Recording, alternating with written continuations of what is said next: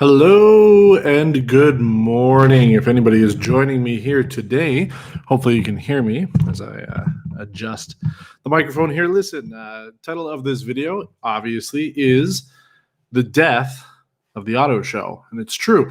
This morning at 6:14 in the morning, I received an email from the Salon de l'Auto de Montréal saying that they will be going completely virtual in 2021. The show will run from the 20th to the 24th of January. I don't know why you would have a set specific time for that. I mean, why? It's online. And then about an hour later, not even, at 7:02 a.m., the Canadian International Auto Show, also known as the Toronto Auto Show, said the same thing, that they will be going for a completely online virtual version of the auto show moving forward for 2021. But is that just for 2021? I don't know if I actually talked about it on the channel, but we discussed a little bit last year that both Volvo and Mercedes-Benz were done with auto shows in North America. Now, Volvo makes sense. They're a small manufacturer, but Mercedes-Benz, I mean, they take up a huge segment of the luxury market. I believe they were the best-selling luxury brand in North America for 2019. So for them to pull out of the auto shows, it was a little troubling. So I was already predicting the death of the auto show before all this Rona virus was coming around. And now it's looking like that's the way things are going. With a virtual tour, what's the point? I mean, honestly, what's the point of having it? I mean, I'm looking through these press releases, and yeah, the usual stuff that you would expect, saying that, because of what's going on in the world, we really have no choice but to change the format and go online. And, obviously the safety of both the vendors, the people who have to work at the show, as well as the attendees is critical. So it makes sense for them to do it. Now, they say that this is going to be postponed until the February 2022 auto show. But why? Like, why postpone it, right? Look at, for example, the tech sector. If you guys watch or follow the tech stuff like I do, as somebody coming from a tech background, that's why PRN was created. Look at Apple. In July, they had to make their WWDC, their large developer conference, online only. They streamed their usual keynote where they would announce new software, and it worked. In fact, people unanimously almost have said that it is a much better format to have done this online. First of all, you have all the content a little bit better edited and explained and everything. Apple was able to take more time to explain and fully go into detail what they needed to do without having to worry about a live audience. But then more people had access to that information rather than the couple thousand people that were invited out to Cupertino every year. And then, you lose out on the interaction that you have with physical people. You miss friends and stuff, but it worked out well. And even today, in about 3-4 hours time from when we're doing this, Apple will be announcing something new. And again, it is an online format. Before, they would bring the journalists out to Cupertino and talk about this brand new, whatever it is, the iPhone 11s or the new Apple Watch Series 6, but it's all going to be done online. Same now for the auto shows. And I think it could work. We've seen that over the last few months, that manufacturers are doing live streams for new vehicles. Think of the Ford Bronco or the new Ford F-150. We just had a big one not long ago with the Jeep Wrangler plug-in hybrid and the Grand Wagoneer. Those were all done online, and it allowed everybody to have access to it, not just the journalists who would be under embargo. It gave more people access to see this new stuff without having to wait for it. But what's the point of doing it for an auto show? Normally at the auto shows, manufacturers will announce a new car, new products, and things like that. You'll be able to see it for the most part, but any of the really new stuff that would be at an auto show would be put up on a pedestal without access to the public to be able to see it. And I know it's a good opportunity for people who really want to buy a new car to be able to sit in it and feel the buttons and everything without having to go to the dealerships. Bring all the products, or most of them, into one place so that you can really shop and do that. But in today's world, it's obviously not a very safe thing to do, to be touching everything and getting your fingers all over the place. So it makes sense. Now, how does a virtual version of this work? I mean, I'm looking at it. As I said, the little email I have here, we're streaming from the GoPro, so I can't put it up on the screen for you. But the email I have here is actually in French, so I can't read it that well. But they're basically saying that they're postponing it until 2022. But I don't think that's going to change. I mean, when things started to get locked down back in March, I remember I told my wife this is not going to be a 2 week thing. This is going to be a year long, if not more, lockdown and change of routine and everything.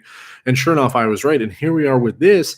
I'm telling you right now that this is not going to be just 1 year that they're going to go virtual. They're going to find, as they have over the last couple of years, that people just aren't going to auto shows anymore. There's less and less attendance every year.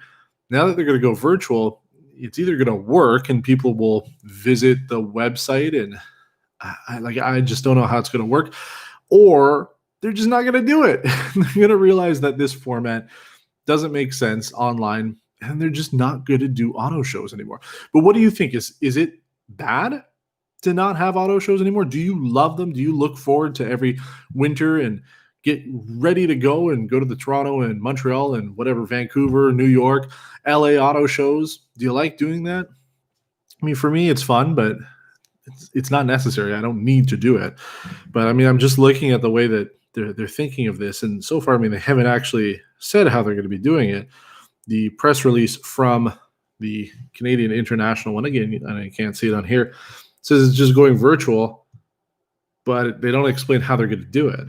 You know, when you think of virtual, the actual, idea of virtual would be you have the auto show set up the way that it would normally be, and somebody walks around with like a 360-degree camera, goes through all the floor plan and everything, and kind of like Google Maps. You take a look at Street View, you can go inside buildings and stuff now. I think that's my idea of what virtual would be. Maybe the guy goes in with the camera into the cars and shows you everything and you can play with it, but auto manufacturer websites have that already. A lot of them, you can see the vehicles in a 360-degree way. You can manipulate the screen and see everything in your own desktop or phone or whatever it may be and do it whenever you want. So how are they going to do this? What is the point of this? I don't know. I know that they're trying. I know we're all in a situation here where we have to make the best of the situation, but I just feel that this is not something that we need. If I were in charge of the Montreal Auto Show, the Toronto Auto Show, I would just say, listen, we're not doing one this year. It really is unfortunate, but we'll see how things go next year.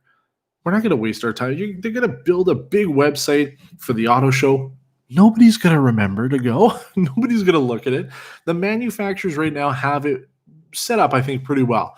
They go on Facebook, they go on Twitter, they go on YouTube, they go on Instagram, whatever it may be, a week in advance of their big announcement. They say they're going to be doing something, they tease it a little bit, and then people show up. So far, the live streams that I've been on for these big manufacturer reveals, i.e. the Ford Bronco or the Grand Wagoneer, they all did really well. There were lots of people in those streams, a lot of people getting information. Just do that. That way you don't have to try to remind people to go to the Canadian International Auto Show's website, click on the link, and do all this stuff just to be able to make it work and go through this virtual tour for 4 days. Why limit it? Why have a deadline for an online thing? That's silly. Oh no, I missed the online thing because I was living life. I guess I missed out. I'll have to wait until next year. I don't know. You guys should have hired somebody maybe a little bit more digitally savvy in order to do this, because so far from what I've read on these press releases, which again is almost no information, just sounds like they are panicking. When I was already preparing for this last year, you guys seem like maybe you just woke up and realized, oh no, we can't do the auto show. So what do you think? Let me know in the comments below. You can leave a comment there. I always try to get back to all of those comments that I can and reply. And let me know what you think. Are you going to miss the auto shows? Do you love going to them? Do you see a need to do them online or virtually? Or do you think, like me, that it'll just be a big waste of time? Or do you think that there is a benefit to have some sort of congregation of these announcements and ways for people to access it? Let me know what you think, because my opinion is what I've experienced over time, but I always find that there's a lot of other opinions out there that are usually better than mine, so you got to share them with me. So let me know what you think, and do you think as well that this is the end of it? I'm saying it right now, so it's on the record. Here we are, 9:06 a.m. on the whatever it is, 15th of September 2020. This is the end of physical auto shows. Period. We will never see one again. They might have a boutique one, but I'm telling you right now, Toronto, Montreal, you will never be going to a physical auto show in those cities ever again with that same format. I'm saying it right now. Thanks for watching this live stream, guys. I've got some stuff in the works over the next little while. I was planning on releasing a video tomorrow. I'm going to be waiting until next week just so I have 2 videos at least a week. But stay tuned for that. You're going to like it. And let me know if there's anything that you would like to discuss. Maybe we can do more of these PRN test drive lives as I work on getting a setup here. Thanks for watching. And until next time, take care.